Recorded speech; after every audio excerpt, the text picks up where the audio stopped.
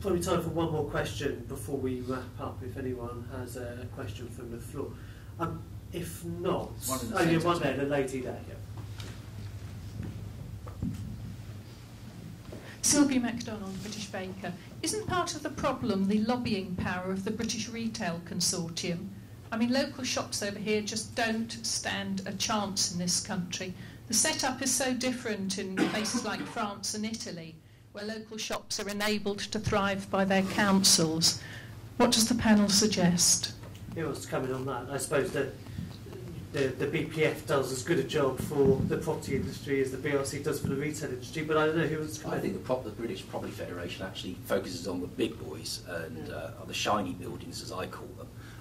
And it's interesting, you know, we've got 70% local retailers, but they're so fragmented that trying to pull them together as one body is quite difficult, and perhaps there is a need for a more powerful body and more powerful voice. I'm sure there is. I'm not sure whether people like us can help, but it's quite difficult to try and pull everyone together. I'm not sure there's an easy answer to it. It's certainly the power of the money. Well, I was simply going to suggest that I agree entirely with what Mike is saying about trying to find a way of pulling all of these independents together. 64% or whatever the number is at the moment, 64% shops occupied by independents. And maybe they just got to think a bit smarter and think a bit wiser about the way to use today's modern social networking as a way of getting people together as an action body.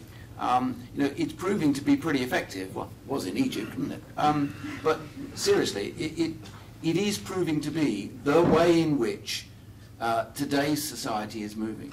And maybe they've got to just, instead of trying to think that the retailer, the independent retailer, excuse me, has got to get out of his shop, get in his car, drive to a regional meeting, maybe in a different town, giving up, and surely they're not going to close their shops early to do that. I think that's just an impracticality. But maybe using the internet and Twitter and other things like that, they can find a way to get a stronger voice.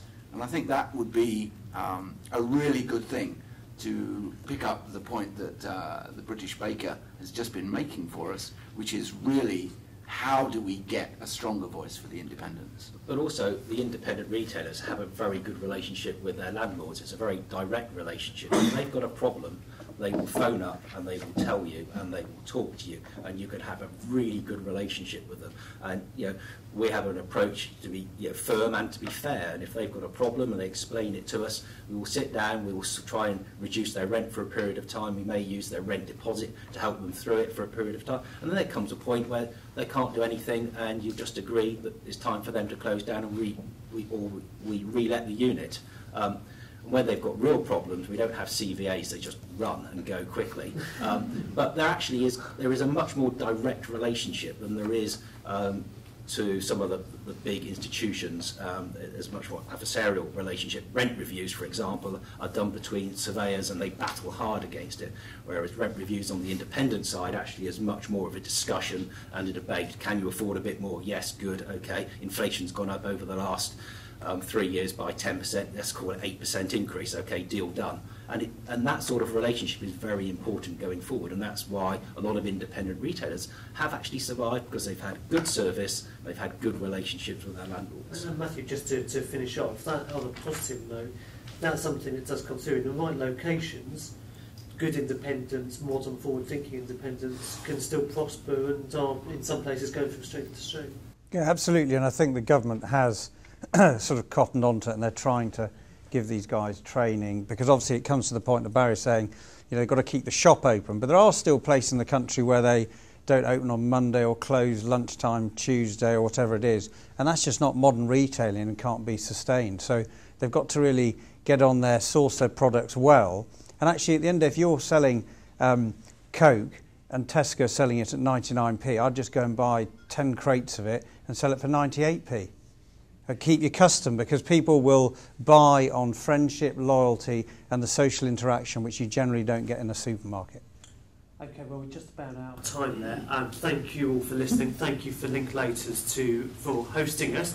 And a special thank you to our panellists, who I'm sure you'd agree will have helped us have an excellent debate. We'll probably go on to lunchtime, but I know you're busy people, so it's just gone up to 10, so we should wrap up now. So many thanks to Barry, to Mike, to Neil, to Hugh, although he's gone now, and to Matthew. Thank you very much, Steve. Thank you very much.